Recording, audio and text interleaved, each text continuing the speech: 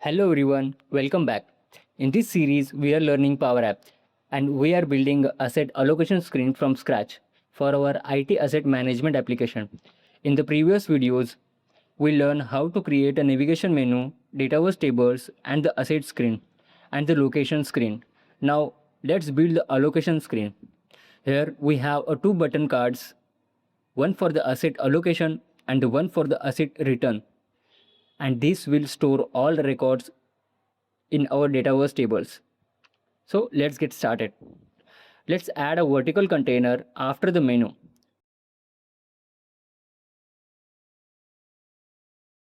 Inside the vertical container, let's add a header text label.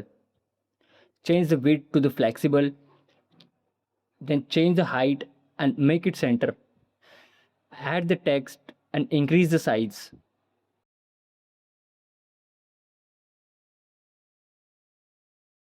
Then add a subheading text, keep it center. And change the font size and height. Now,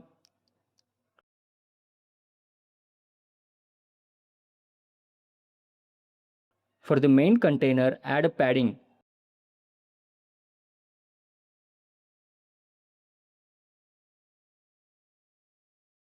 Inside the vertical container, we add a horizontal container, and inside that we add a vertical containers for the cards. Now in the horizontal container, change the alignment to center.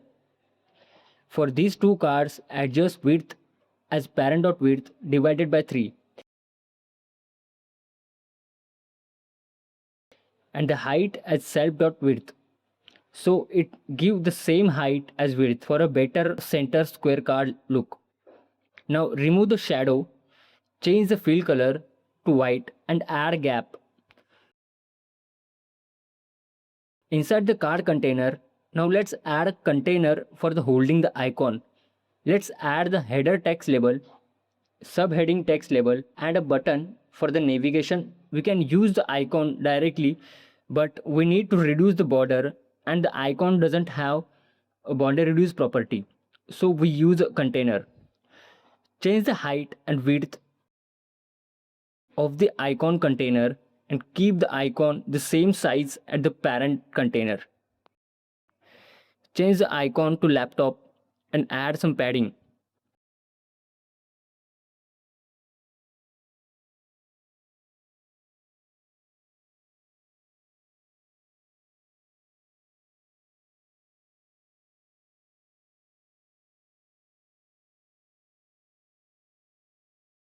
Adjust the width and height of the header text and make it bold. Add a gap in the card container and add a padding. Rename the button and add more padding for the center look.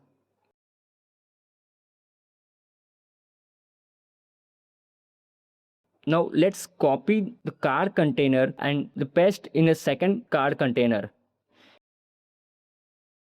Change the gap and padding.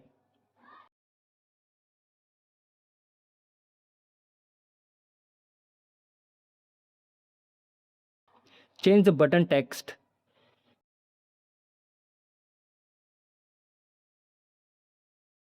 And change the icon for the return card. Adjust some padding. Now add a text label for the footer and adjust its width and height.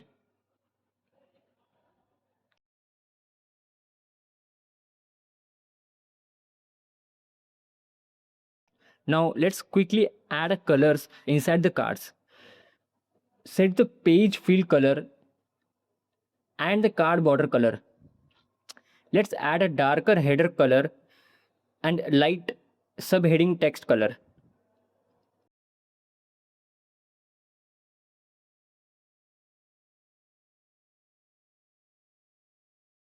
Now change the icon background and icon color to green and use the same color for the button. Let's keep the card a bit smaller and the icon also a bit smaller. And do the same for the return card. Adjust the icon height. Now for the return card icon, add a background color and text color and use the same blue color for the button. Then add a pop-up container for each button and add a form inside the pop-up. That's it for this video. After this project is completed, I'm sharing this solution for training and practice purposes, free of cost on my website in the Let's Build Together section. Subscribe for more. In the next video, we create the user screen and the asset detail screen, where we see the asset's full history. Stay connected, subscribe to the channel, and thanks for watching.